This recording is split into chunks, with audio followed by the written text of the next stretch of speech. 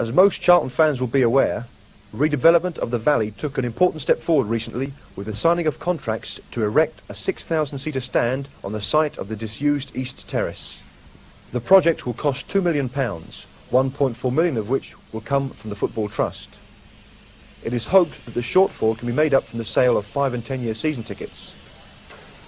The club hope to have the new stand open for Easter Saturday for the home game with Southend United. Charlton chairman Roger Orwin talked us through recent developments. Well, we've signed a contract with John Molam Construction for new East Stand, 6,000 seats, with all the required safety facilities, all the turnstiles, requisite number of toilets, and it should be very, very comfortable. They've actually started, they're on site.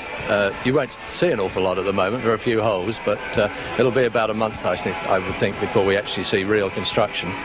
And weather permitting, I suppose this is the only qualification. We haven't had a bad winter for years, and it would be just Charlton's luck to get a bad winter, but if everything goes as it should do, then fans should be sitting in there for the Southend game on April the 2nd.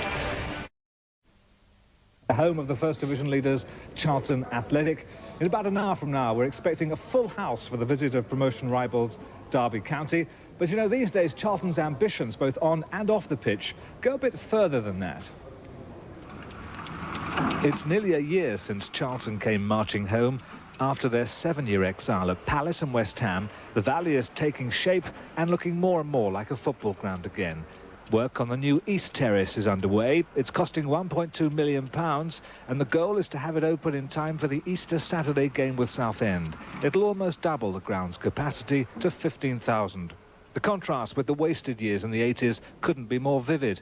Then the Valley looked like a wasteland. Many fans refused to travel to Selhurst and Upton Park, and the future looked anything but rosy.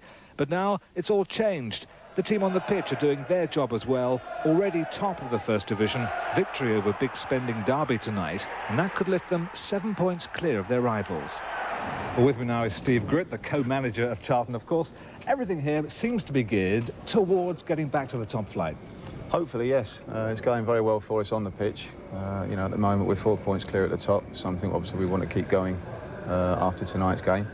And with all the building work going on around the ground as well, with the East Stand going up, it should be ready hopefully early next year. That'll accommodate another 6,000 supporters. So, if we can maintain our present form and keep it going till then obviously we'll be looking to fill the ground. The fans always consider the Valley their home. Are the team now beginning to feel the same way? Well, I think the team have responded magnificently to it this year. I think we've only let in 2 goals at home so far. And that's another record we're very proud of, and I think the fans have got a lot to do with that as well. It is a home, and it's, we've missed out for the past 7 years now of having our own ground.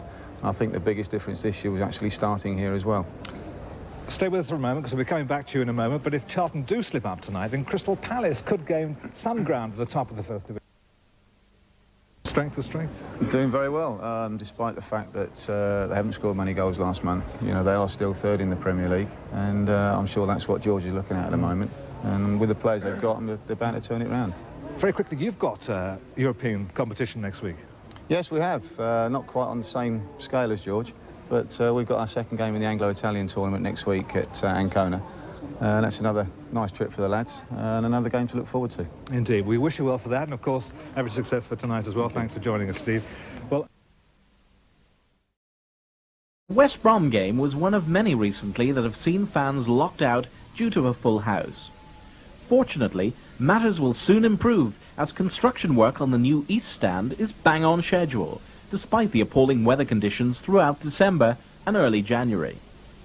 By the West Brom match, all terrace units had been lifted into place, and the site was finally beginning to look like a stand.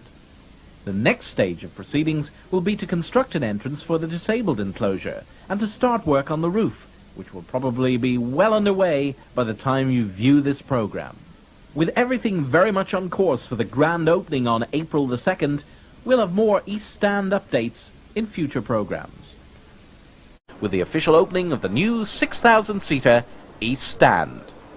In just 23 weeks of work, contractors Molan had defied the odds to complete a magnificent new stand, giving fans an unsurpassed view of the pitch. With Southend United the visitors, the match was bound to prove a popular one, and our eagle-eyed cameraman spotted one furry fan making sure of his seat. With the Valley now able to accommodate supporters on all four sides of the ground, it was certainly a day for celebration. Heading the festivities was a New Orleans jazz band, playing the Red Red Robin, as fans had never heard it before.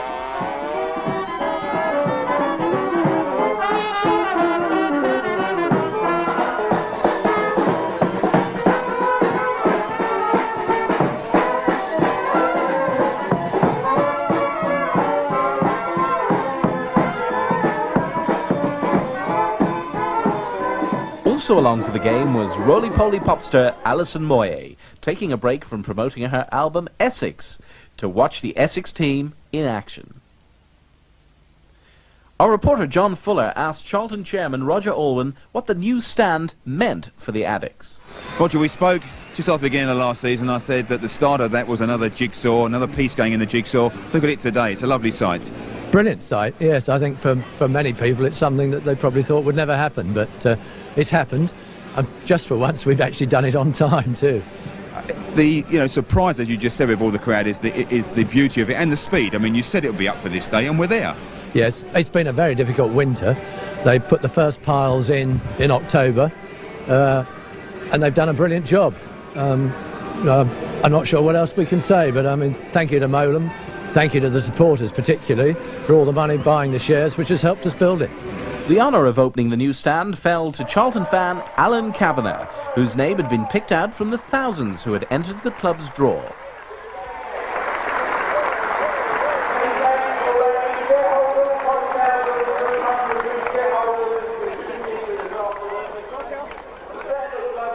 Meanwhile, blithe bloater Mark Shaw kept the East Stand crowd entertained with an impromptu display of belly dancing.